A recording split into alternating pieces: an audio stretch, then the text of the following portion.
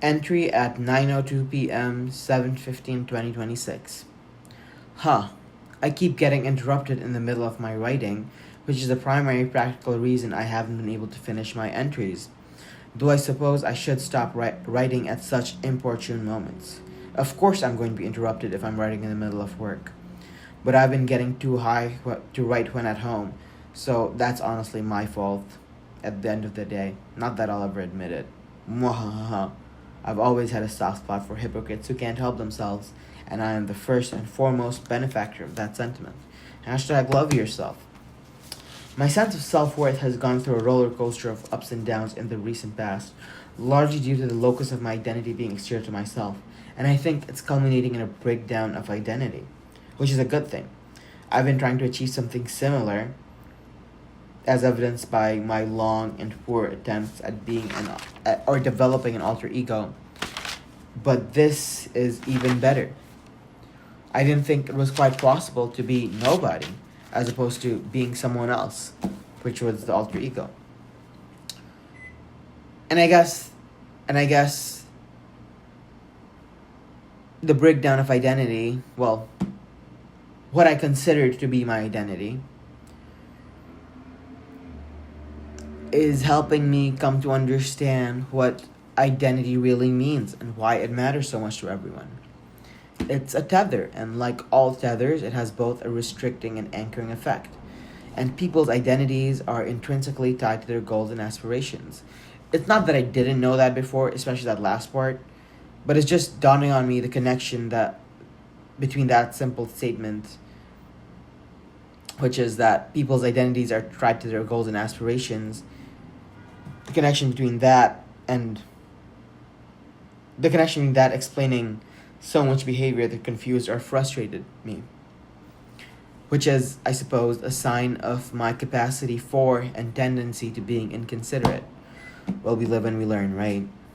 Of course, or rather curiously, the inverse of that sentiment is also proven true by my realization, the whatever realization that is. It also explains behavior that confuses and delights me, just as it explains behavior that frustrates and troubles me. And such as that from my coworker, Miss Science Teacher. I don't want to think about the exact reason I live as though you need to give people reasons to like you before they actually do, and I'm definitely right to a degree, but I'm not used to people enjoying my company without me trying to make my company enjoyable in the ways that we all do for the people we want to like us.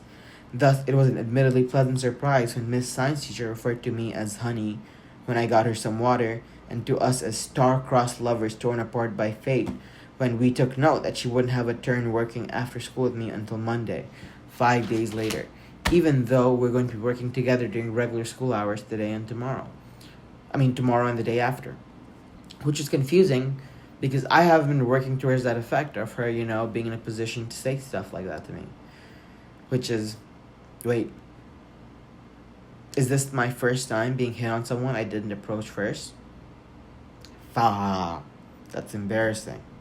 Anyway, part of the confusion was driven away by the observation that confusion of her why she would be treating me that way, was driven away by the observation that I try to be as amicable and not miserable as I can to everyone at work, largely as insurance against being fired because people think I'm rude, or to quote Laura, being a bitch. B word, sorry, I didn't mean to say that.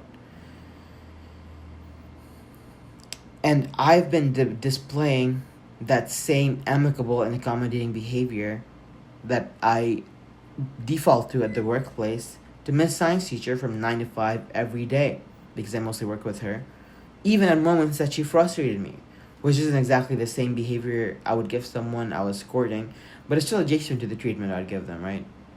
Because I want to make a favorable impression on them for the purposes of courting. So that's kind of neat. Like, I used to fantasize about secret workplace romance all the time, back when I had a crush on Stephanie, And then Stephanie drifted from my sights for multiple reasons, yet the fantasy remained. Another confusing aspect of Miss Science Teacher's behavior was that she's leaving for law school in Massachusetts at the end of the summer. And why in the world would she display an interest in me or want a relationship now that's doomed to end in long distance or a quick breakup, not that there's much difference between the two. Well, I guess I'm getting ahead of myself. I don't know if she wants a relationship just yet, but even if it turns out she isn't fond of me, like I think she is, I still think she approves of my presence. Anyway, then another thing dawned on me. That inevitable conclusion, the inevitable breakup, might be exactly why she's initiating anything, because she wants something with a neat and convenient end. A concept I'm finding myself not entirely opposed to, even despite my fantastical faith in eternal everlasting love. Have I given up on it? Nah, not exactly. I don't think so. I think I'm just trying something new. Back to the point I was making before I went off on a tangent about Miss Science Teacher, the realization also explains behavior that troubled me way also elucidates ways of living and choices I didn't understand.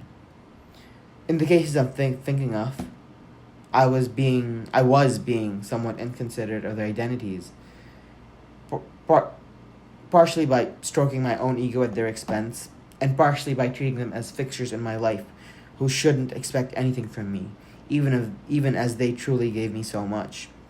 I really just assumed they were so much wealthier than I was that what they gave me didn't count for much to them, even though it was so precious to me. In fact, I was honestly quite ashamed for finding it so precious. Well, apparently I was wrong, both about them and how people work in general. It did matter to them. Quite a bit, actually. Well, it's too late for regrets. They're gone now. It just frustrates me that we wouldn't have needed to part ways, or at least parted happily, if I'd just been a little bit more considerate. It would have been so easy. So easy. But I wasn't. I wasn't. I was too caught up with me and my needs to understand anyone else. I recall back when one of my biggest complaints with how life was structured was that I could never know what someone was truly thinking, what was really going on in their heads. I was wrong about that too. Few people can ever be that opaque or manipulative, even try hard as hard as they might. End of entry.